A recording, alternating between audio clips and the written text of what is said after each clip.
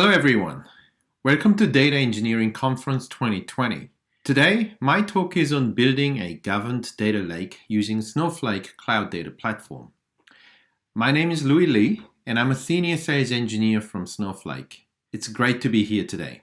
Before we jump in and start talking about Snowflake, let's level set on the current state of data lake and the opportunity it presents. Data lake represents a major part of how modern companies invest to leverage all their data and build a data-driven culture. But the ROI on data lakes is yet to be fully obtained. In fact, the ROI on data lake has been pretty low. For example, 85% of big data projects fail to move past preliminary stages. 72% of companies admit that they have not forged a data-driven culture, and the reason is not that those organizations have not invested in technology. Quite contrary, we've seen the massive investment made in technologies from Hadoop to cloud solutions, you name it. One of the key reasons data lake projects have not justified its ROI is because of lack of data governance in general. For example, 84% of CEOs worry about the quality of data within their organizations. There's no clear governance policy on what good data quality looks like, who owns it, who has access to the right data at the right time, how data lineage is being tracked, and so on. Without these governance policies in place, data lake often end up to be a data swamp and left with undefined data, unusable data. It is estimated that 60 to 73% of all enterprise data actually goes unused for analytics. In particular, even though companies have been treating data lake as endless repositories of data, the result is that they end up holding data in data lakes, but without any organization or structure. There is no easy way to make data accessible and put it to use for analytics. Often because someone other than the analyst owns the data and they have to check with them before using it, or no granular access and privacy control available. Meanwhile, query performance is often very limited to concurrency and scalability issues. So analysts often end up with both limited performance for analytics and also large portion of data inaccessible to them in the lake. That's why return on investment on data lake investment is difficult to achieve. Most of the data needs to be transformed before it can be consumed, but data transformation often entails a combination of diverse coding and tooling options to fulfill the needs of different users and use cases. The architecture often ends up to be complex and many pieces of technologies stitched together. As a result, data pipelines tend to break at heavy workload with performance degradation. Last but not least, governance and security. With regulations like GDPR and CCPA, it's really urgent for companies to govern, track, and understand how their data quality is, where their data is used, what has happened to the data, and who has access to it. But it's extremely challenging to have full visibility of that. With data movement comes more uncertainties of security and risks. Organizations have to make the difficult choice between the rigid data architecture with strict security and governance rules and giving agility for more users to leverage data, but not both. While this depiction is not intended to be entirely accurate, it is indicative of many teams like yourself are dealing with. A complex web of technologies stitched together to deliver data from its raw source to intended destination. Across the integration, transformation, aggregation, and delivery steps, multiple different tools have been deployed. Each connection point is a possible point of failure. And governance, security, and silo issues are commonplace with this approach as multiple copies of data eventually emerge to meet the varying needs of different parts of the business. In the end, you spend more time managing infrastructure and little time to actually working with data. In terms of our architecture, this is what a modern data architecture looks like with Snowflake. So on the left are all your data sources in your organization, and it could be hundreds there. Structured, semi-structured, all would feed into Snowflake because Snowflake can natively ingest semi-structured data without pre-processing it. We'll work with any ETL, ELT tools on the marketplace. You can stream data, you can batch it in, and there are many ways to get data into Snowflake. And once it lands in Snowflake, there's only one single copy of data, and you have a choice to run on the cloud of your choice. We are cross-cloud as well, so you can set us up to be replication failover across different regions and even different cloud providers, just in case there is a global outage on one of the big three cloud vendors. We can use Snowflake as a data warehouse or as a data lake.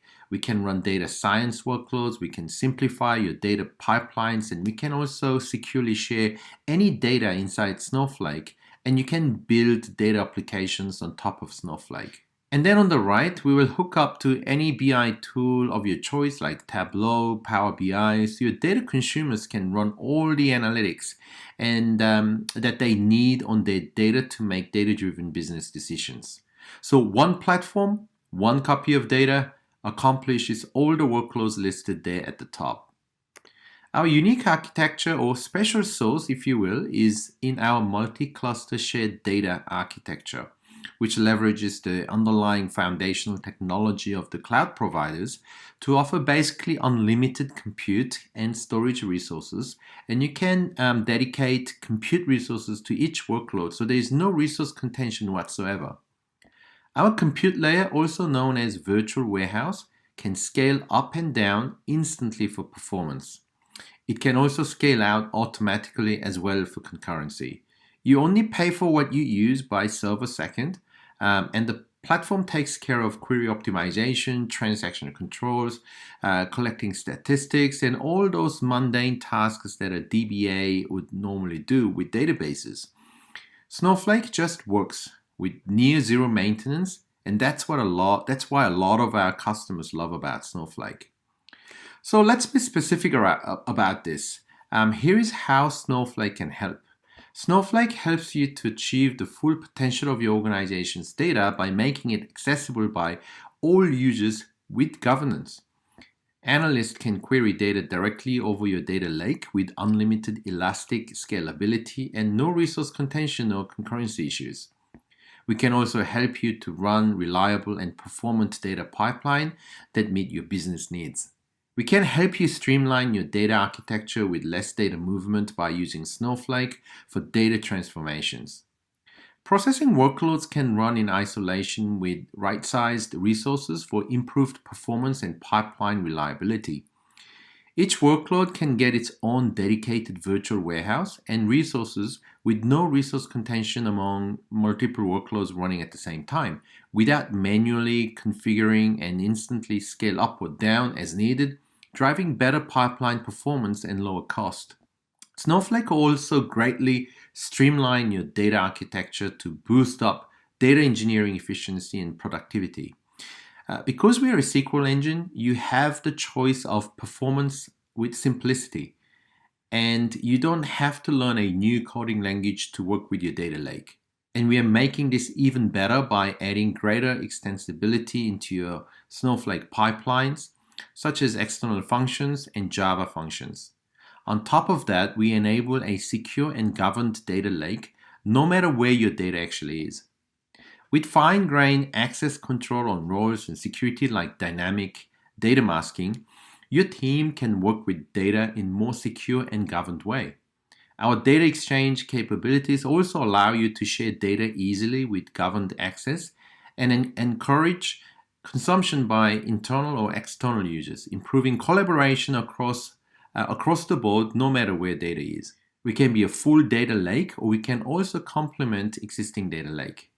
I'm going to walk you through some ways of how Snowflake can complement an existing data lake. Maybe you already have a big investment in data lake. We can make it better. We can supercharge it. So I'm going to show you 4 options. The first 3 are complementary options on how we can help with your existing data lake. The last option is really how Snowflake can be a full data lake. So let's get into those options here, and I'm going to set it up with a basic architecture diagram, and I'm going to overlay the 4 options on top of that. This is the basic architecture of the typical relationship between a lake and warehouse. So this is a complement angle. Data from various data sources flow into data lake in the middle, and then the subset passed on to the data warehouse, and then analytical end users hook up to the data warehouse to do their analytics. And transforms are also done inside a data lake. This is option one, where we're just acting as a traditional data warehouse. So to be clear, we are not the lake on the left. That is your existing data lake. But as you can see here, that the way it typically works is data flows and it lands in part of the lake as a raw data. And then you're typically going to run some transformations using third-party technology on that data to curate it, transforming it into a manner that can be used by different analytical tools where it's data science or BI tools. I know some people who are new to transformations saying, hey, Louis, give me some examples. Why am I transforming data in my data lake? So transform is just a process of converting data from one format or structure into another format or structure. And I'll give you a couple of examples. One could be maybe you have data coming into one raw table and then some other data coming into a raw table number 2. And you want to merge different columns of those two into one table for analytical end users. So that merging function could take data from 2 tables, merge subset into a target table, and your analytics user just query that target table. Or another example may be to do with some aggregation. Maybe you have a lot of files that have individual transactions, but then you want to take those individual transactions and sum them up and put the sum/aggregates onto a target table that your analytical end user will connect to. And then the third one could be maybe you just want to convert a file type from one type to another. That's better for doing queries. For example, it could be maybe you have a CSVs coming in, but you want to convert them to a Parquet because Parquet is built in a manner that's more lends itself towards fast analytics and better compression. But those transformations require compute, and that's what's illustrated here with the cogs. The cogs represent compute resources you need to do transformation. So back to option 1, data length row gets transformed for different analytical users, and then a subset gets sent over to Snowflake, which is there in the blue. But notice we have a copy of the BI data. So already you've got a copies of data, but the data is put into Snowflake because once it's in Snowflake, then you can really harness our unique architecture for unlimited scale and near infinite concurrency. And it's super performant. So that's just a traditional BI use case. Now, option 2 is for data that's heading into Snowflake, just the transformation inside a Snowflake. Because it's going to make your pipeline more efficient, simpler, more reliable, and it also leverages our elastic architecture under the cover, so we can do things much faster and more cost effectively. So in that case, what's going to happen is the cogs on the top are going to disappear, and this is going to be done inside a Snowflake, and that BI silo inside the data lake is going to vanish because the data is going directly into Snowflake, and that's what's shown here. So this is option 2. You still have the performant queries, but you now have simpler data pipeline and data engineering effort. Option 3 is you'll notice that there is still a transformation being done in the lower left for data that's destined for artificial intelligence, machine learning type use cases. So you can have Snowflake transform that as well. So we can send raw data into Snowflake. We will use streams and tasks to do any kind of transformation, and then export that back out to Lake for a different tool that might need it in different format. That's option 3. With all these options, I would like to mention that we have a feature called external table, which I'll demo later, where Snowflake can actually directly connect to data in your data lake to run queries directly on it. And we can also create materialized view over those external tables for an extremely fast performance. I'll get into more details in a second. And then the last one is using Snowflake as the full data lake. So you can send all your structured, semi-structured data and directly in Snowflake. With this option, you have all those benefits I mentioned earlier around extreme performance, no data silos, security and governance, role-based access control, ACID transaction support, and secure data sharing. And because Snowflake leverages the object storage or the blob storage, the cost is extremely cheap. But then you have all those benefits on top, by leveraging Snowflake as a data lake.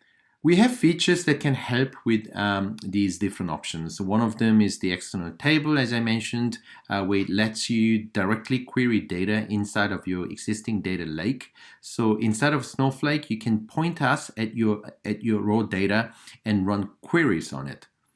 That said, as I mentioned earlier in this talk, it doesn't matter what technology you're using. If you're trying to query against raw data sitting in just cheap storage, it's not going to be highly performant.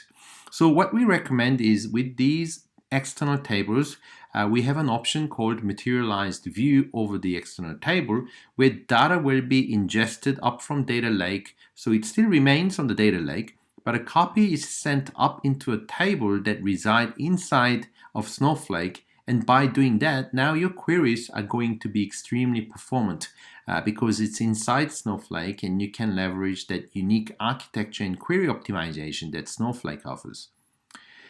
We can also leverage Hive Connector. It's an option that's on column 2 there. So you're probably familiar with Apache Hive Metastore. It's popular with not just open source deployments, but even commercial deployments. People use this to manage their tables and files at rest. We can synchronize with that Metastore, so it has all the pointers to all the tables and data in your data lake that you need analytics to. So as tables are changed or data is changed on your data lake, Snowflake's aware of that, and we can stay up to date and totally synchronized with the raw data in your data lake.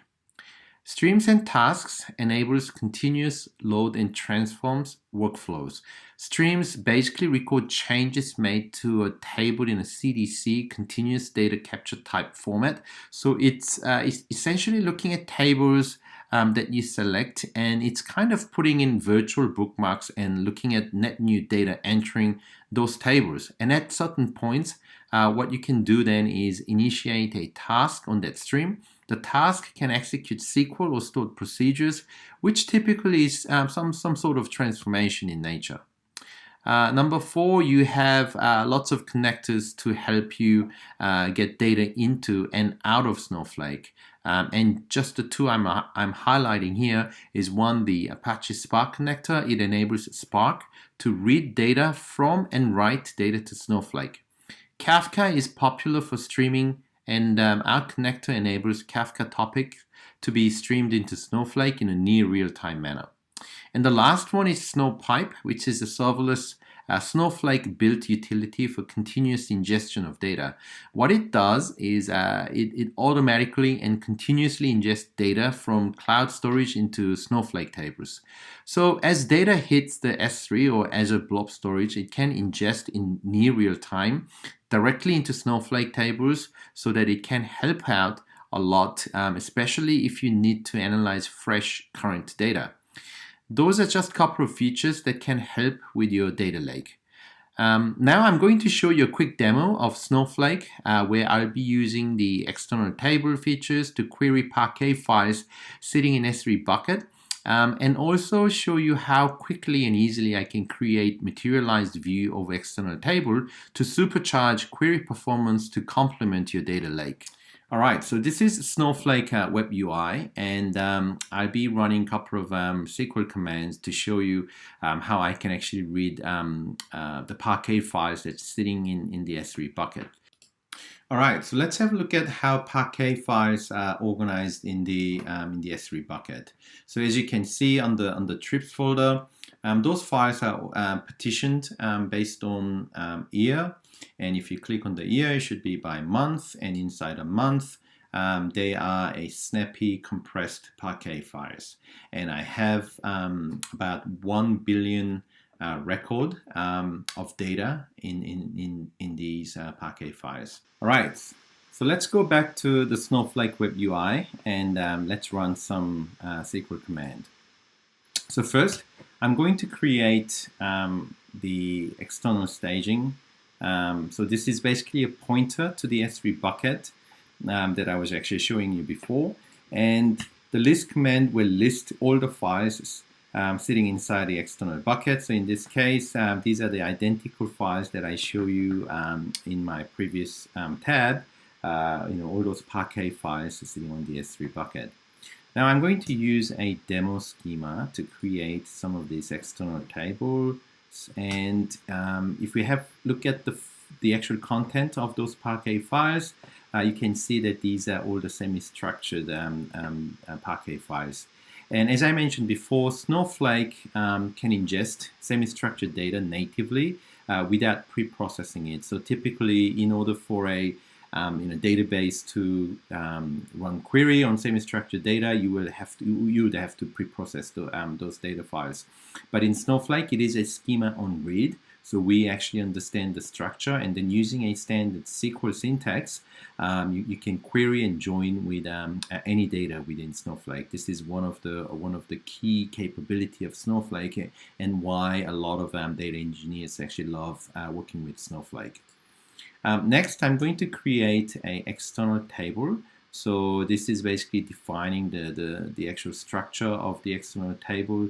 And as you can see, you can create things like the partition by. So this is so that this external table understands the way the files actually partitioned on the data lake. I'm going to issue a refresh command to load the metadata for the table, and I have about a 1 billion record of data sitting inside the data lake. So that will basically register the metadata for the table.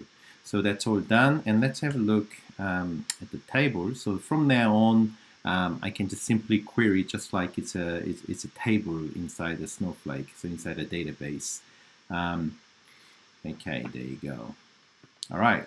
So let's start querying some analytical queries. So in this particular example, I'm actually running some aggregates like count star, average, and you will see that performance isn't like super fast, right? And there's a good reason for that, right? So these we are actually working with the files that's sitting inside data lake. So regardless to any technology that you use, when you run queries over a data file sitting on a chip storage, it's hard to expect a fast performing queries, right? So the great thing about Snowflake is that we are connecting to a Parquet file sitting on the data lake, but we are actually using a standard SQL to interact with that data file. And so, basically you can reuse the knowledge that you have around the SQL.